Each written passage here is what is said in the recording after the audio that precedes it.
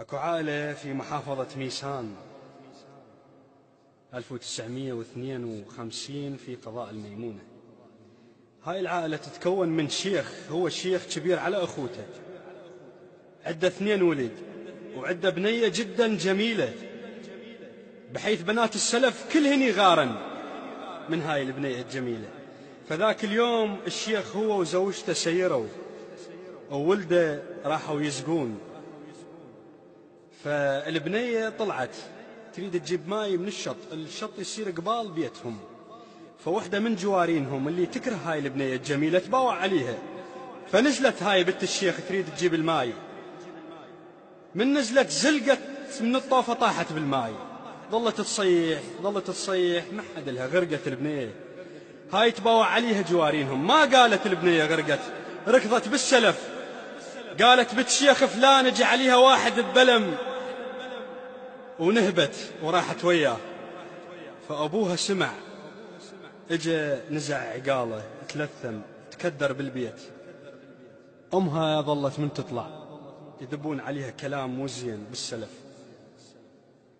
فذاك اليوم مثل ما نقول قلب الأم دليل، الأم راحت على جرف الشط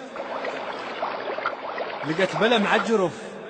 صعدت بالبلم شمته قالت بنت ما صعدة ببلم، فشالت غرفة مال ماي ضاقت الماي، قالت ما نهبت ولكن باقها الماي، ما نهبت ولكن باقها الماي.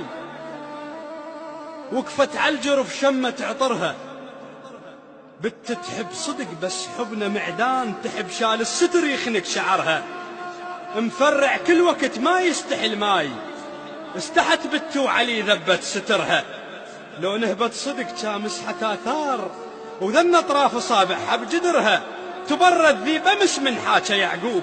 اش مالك يا بلم دحج بخبرها، ورجع ماي وجهل بالسلف طاح، كان طيحت سما وبدت بدرها، كان يطب ابوك بنص الزمار، كان يطب ابوك بنص الزمار،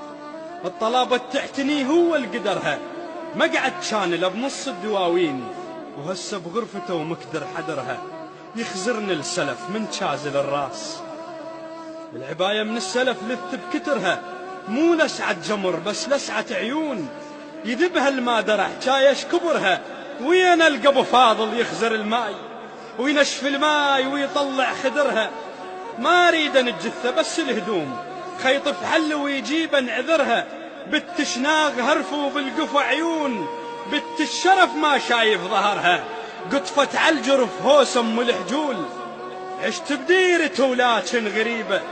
الشرف شانوا علي ذبا مصيبة، بنت منين تعرف بالنهيبة، قبال اخوانها الضم القصيبة، ولو رتوا وشاهد تلقونه ما يشط عنها تحلفونه، ولو رتوا وشاهد تلقونه ما يشط عنها تحلفونه. للشاعر علي الصياد.